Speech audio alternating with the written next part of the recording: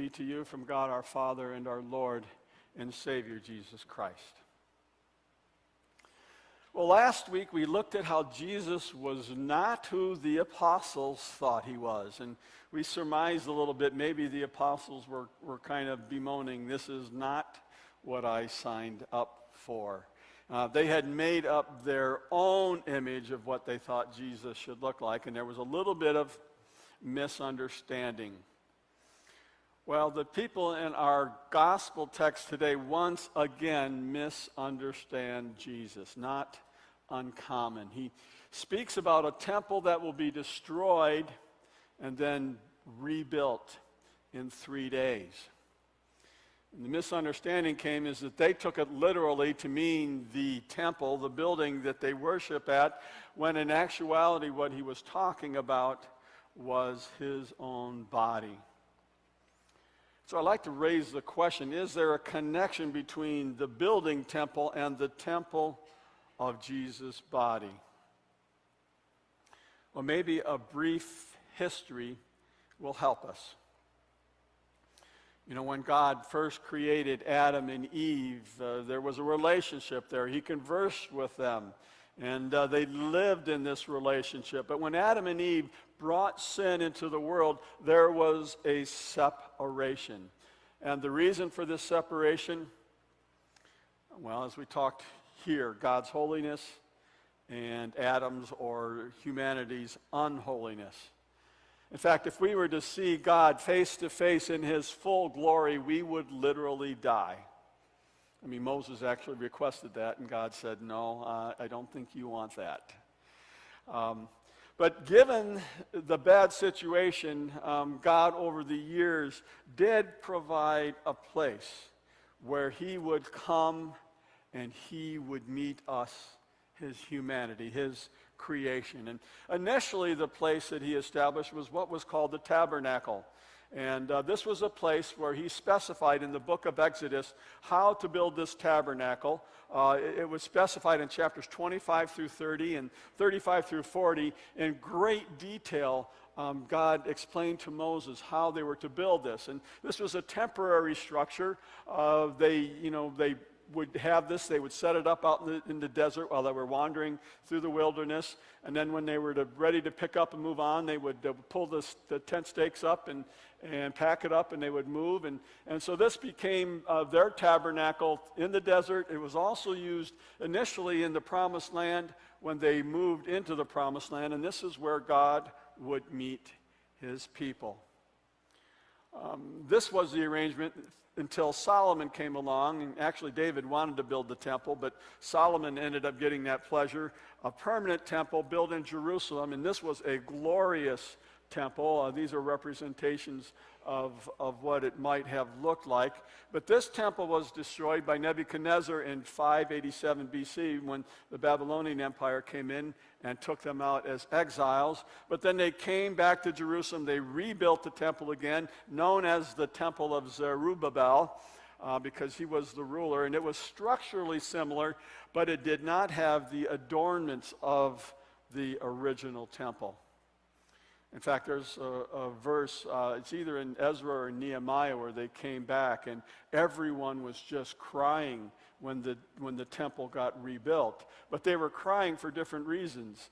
The younger people were crying in joy because the temple had been rebuilt, whereas the elders were crying in sorrow because they had seen the glory of the original temple, and this one being just the shell of that.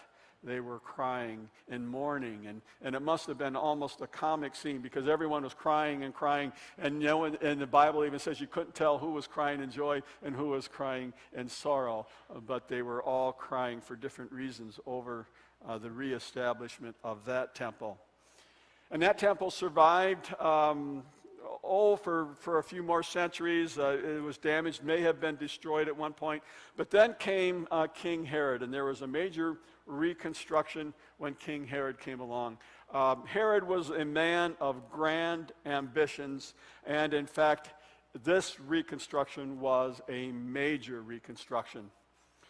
He essentially doubled the size of the foundation with which the temple was built on, called the Temple Mount.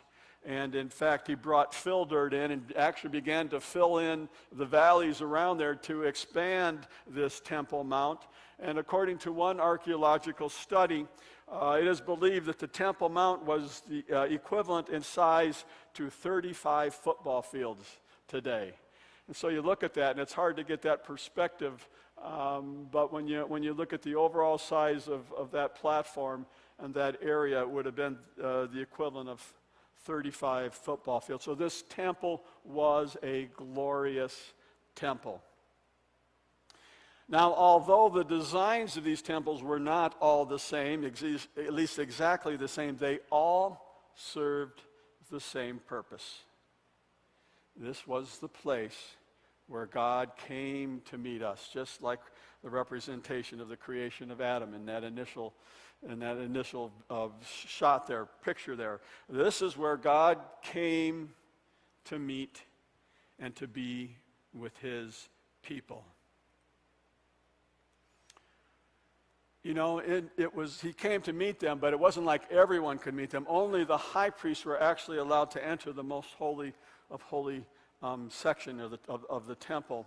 And then they could only go in after a significant number of sacrifices and washings in order to atone for their sins. But this was his meeting place.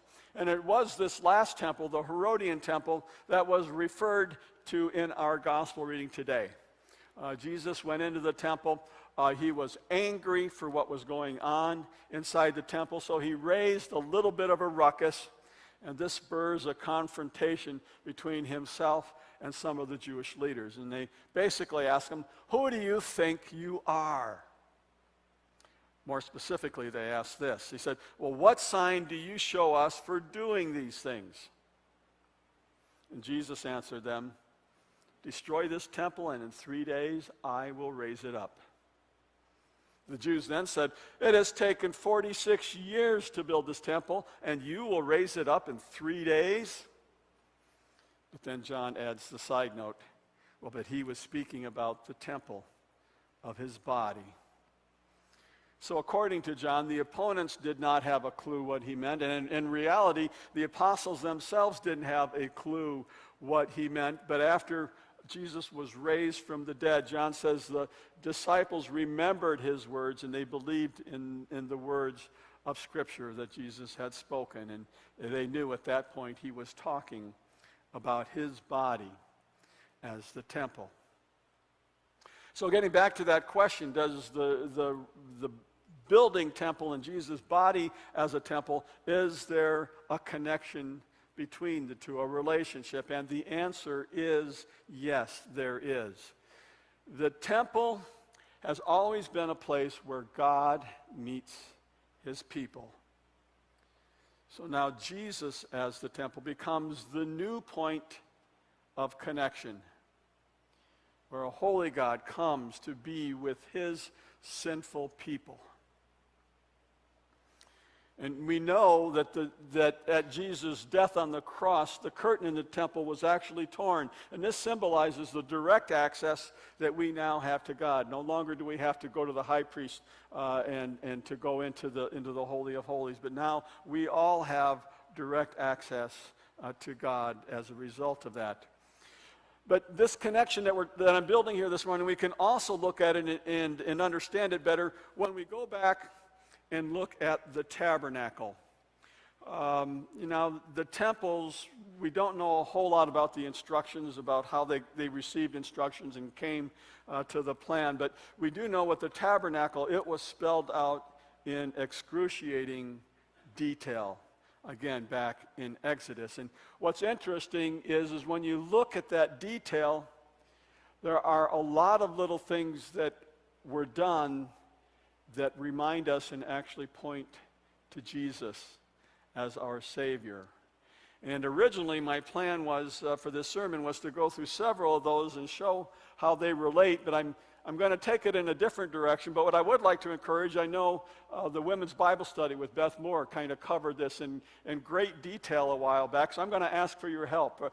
Those of you who have been through that Bible study, to go to our Facebook page, Good Shepherd Lutheran Church's Facebook page, and maybe share some thoughts from that Bible study that really struck you, that talked about things that were in the tabernacle that pointed to Jesus, and it was just striking of how it connected together. And so maybe an opportunity to use our Facebook page, and so I encourage you there